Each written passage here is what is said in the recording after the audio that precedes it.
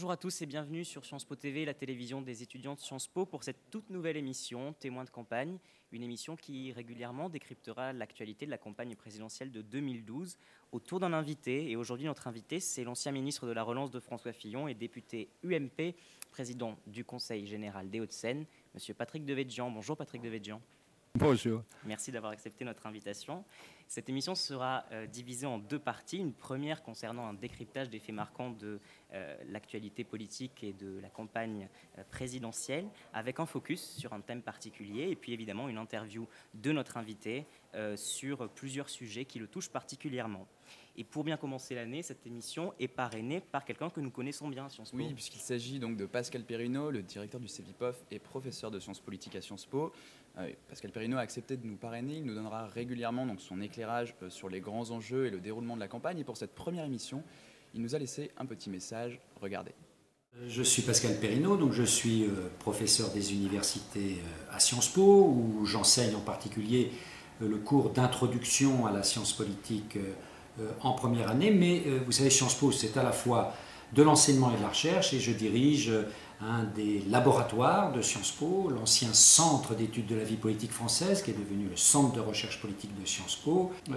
Si vous voulez, le CEVIPOF, au travers de moi, est très heureux de parrainer cette initiative des étudiants de Sciences Po, témoins de campagne, afin avec les étudiants, avec les acteurs politiques que vous allez interroger, de participer à la mise en œuvre de grilles de lecture pour comprendre tous les tenants et les aboutissants de la campagne qui commence en ce mois de septembre 2011. Alors, cette campagne qui s'annonce ne commence pas dans les meilleures conditions.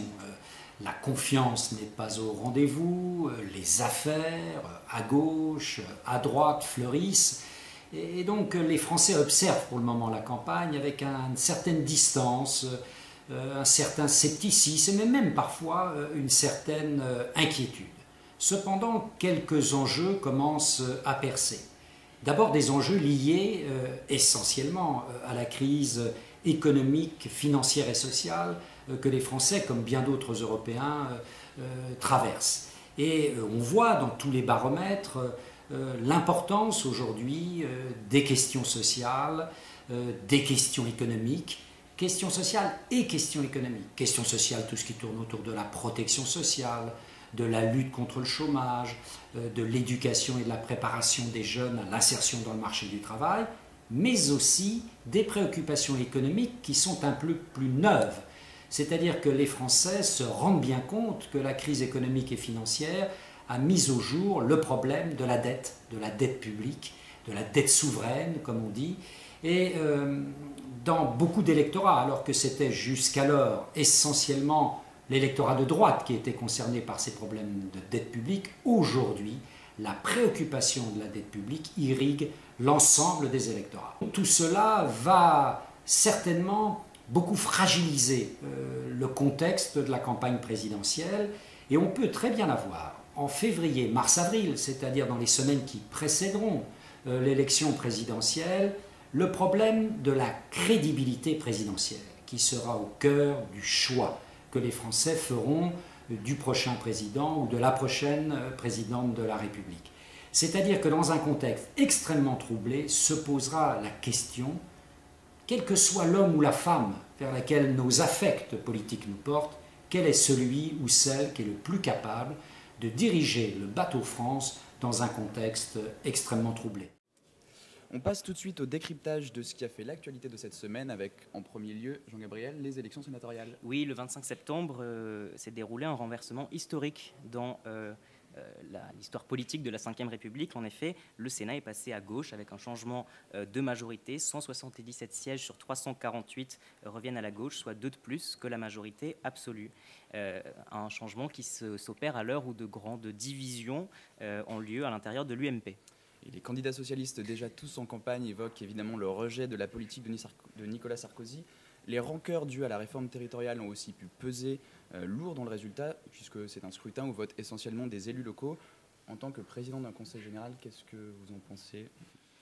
Qu'est-ce que j'en pense ? D'abord, je pense qu'il y a d'abord un effet mécanique sur la victoire de la gauche aux élections sénatoriales, puisque les grands électeurs sont constitués par les électeurs, les élus municipaux.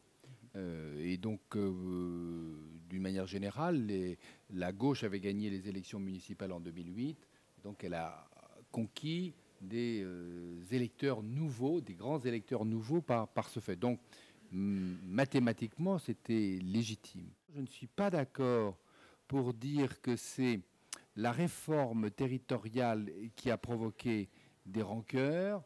D'abord parce qu'elle n'est pas vraiment ressentie déjà par les élus locaux, et puis elle n'est pas non plus d'une portée bouleversante. En revanche, ce qui a certainement pesé, c'est que sous le mandat de Nicolas Sarkozy, les collectivités territoriales ont vraiment eu le sentiment d'un grand retour du centralisme, que la décentralisation qui a eu lieu à deux occasions, en 1982 avec le gouvernement socialiste, et puis en 2002 avec le gouvernement Chirac, finalement,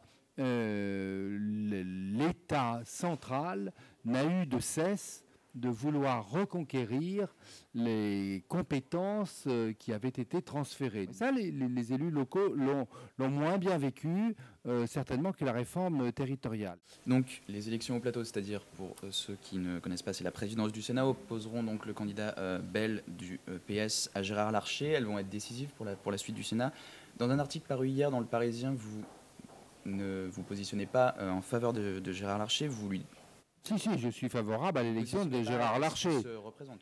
Vous n'êtes pas favorable. Comment ? Vous avez clairement dit que vous préfériez qu'il ne se représente pas. Non, je n'ai pas dit ça. Vous m'avez mal lu. Vous ne souhaitez pas qu'il joue de ses influences pour acquérir une présidence qui ne lui est pas naturellement destinée. Qu'il se maintienne à la tête du Sénat, étant donné que la gauche avait gagné les élections. Est-ce que c'est pas un peu joué sur votre camp ? Soyons un peu plus clairs. Et lisez attentivement les interviews. Premièrement, Gérard Larcher a parfaitement le droit de se présenter et c'est tout à fait légitime qu'il se présente. Dans toute élection, il y a un candidat de chaque camp. Je ne préconise pas qu'il n'y ait qu'un candidat de gauche. On n'est pas encore dans un système totalitaire. Donc, quand la droite avait la majorité au Sénat, la gauche présentait un candidat, elle aussi. Il était battu, mais elle présentait un candidat et c'était normal. Donc, la droite a bien entendu le droit et même le devoir de présenter un candidat. Et le plus légitime, c'est le président sortant, Gérard Larcher. Donc, non seulement je ne m'oppose pas à sa candidature, mais je la souhaite. Ça, c'est une chose. Vous ne voyez pas logique qu'il soit reconduit. Deuxièmement, je suis à l'UMP moi aussi, je souhaite qu'il soit élu. Je souhaite qu'il soit élu. C'est quand même assez clair. Troisièmement, et c'est ça ma nuance, je ne voudrais pas, je ne souhaite pas qu'on emploie des moyens subalternes pour acquérir une majorité qui ne serait pas naturelle. Au Sénat, il y a un marais important.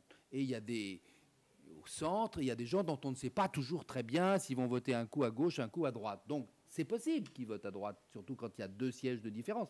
Et là aussi, ça fait un qui se déplace de gauche à droite, ça fait 2 voix. Donc, on voit bien qu'il suffit de très peu de choses pour déplacer la ligne de la majorité. Mais on peut aussi employer de mauvais procédés pour obtenir ces voix. Et ça, vraiment, je ne le recommande pas. C'est-à-dire que, par exemple, on fait des promesses de donner un avantage quelconque, une présidence de commission à quelqu'un qui n'était pas de votre camp, mais qui y passerait en échange d'une prébande. Ça, si nous obtenons la victoire par un procédé de cette manière, c'est totalement inacceptable et ça aura des conséquences graves sur la campagne électorale qui suivra, parce qu'on aura le sentiment que nous avons, d'une certaine manière, méconnu et magouillé le résultat des élections. Vous soutenez que finalement, dans les 2 chambres, le processus d'attribution des présidences de commission, de la présidence de la chambre même, sont conditionnés par ce genre de tractation, finalement ? Il y a toujours des tractations, c'est comme ça, bien sûr.